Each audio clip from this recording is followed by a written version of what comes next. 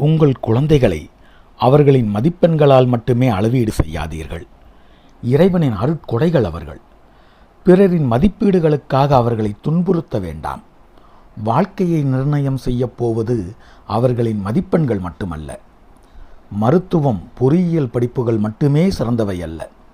கலை மற்றும் அறிவியல் படிப்புகளிலும் 1000 வாய்ப்புகள் கொட்டி கிடக்கின்றன.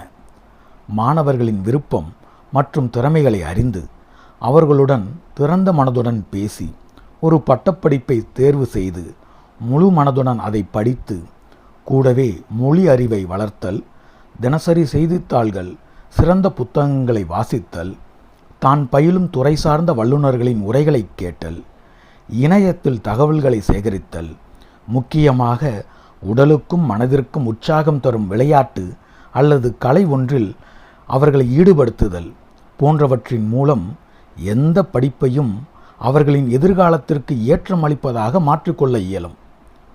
+2வில் தேறிய தவறிய அனைவருக்கும் வாழ்க்கை தனது சிவப்பு கம்பளத்தை விரித்து வரவேற்க காத்திருக்கிறது. நம்பிக்கை, முயற்சி எனும் 2 கால்கள் போதும் அதில் வெற்றி நடைபோட. அடுத்து நாம் செய்ய வேண்டியது என்ன என்பதை மட்டும் மனதிற்கொண்டு பிறரின் ஏச்சு பேச்சுகளை புறம்தள்ளி வீறு நடைபோடுங்கள். மாணவச் செல்வங்களே, ஆல் தி பெஸ்ட்.